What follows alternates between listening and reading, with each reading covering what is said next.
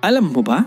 Noong 1990s, ang presyo ng bigas sa Pilipinas ay naglalaro sa humigit kumulang 8 pesos hanggang 15 pesos lamang kada kilo. Grabe, ang mura, di ba? Ikumpara natin na ngayon 50 to 60 kada kilo.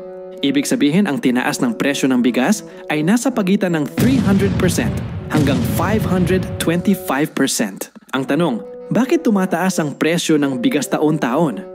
Maraming dahilan kung bakit tumataas ang presyo ng bigas habang lumilipas ang panahon. Narito ang mga pangunahing dahilan. Una, inflation. Natural na tumataas ang presyo ng lahat ng bilihin sa pagdaan ng panahon dahil sa inflation o pagbaba ng halaga ng pera. Pangalawa, pagtaas ng gastos sa produksyon.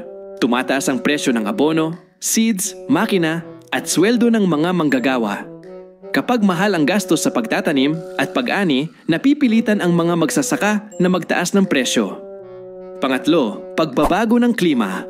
Mga bagyo, El Nino, tagtuyot at baha ay nakakasira sa ani. Kapag konti ang supply ng bigas, tumataas ang presyo dahil sa supply and demand. Pang-apat, paglaki ng populasyon. Dumadami ang tao, kaya lumalaki rin ang demand para sa pagkain, lalo na sa staple food tulad ng bigas. Pang-lima, global market factors. Kung bumababa ang supply ng bigas sa ibang bansa o tumataas ang presyo ng imported rice, nadadamay din ang presyo dito sa Pilipinas. Pang-anim, government policies. Minsan, dahil sa kulang o delayed na suporta mula sa gobyerno, gaya ng rice subsidy o price control, naapektuhan ang presyo. Pang-pito, paggalaw ng oil prices. Halos lahat ng farming at transport operations gumagamit ng langis. Kapag mahal ang gasolina, mahal din ang pagdadala ng bigas mula sa bukid papunta sa merkado.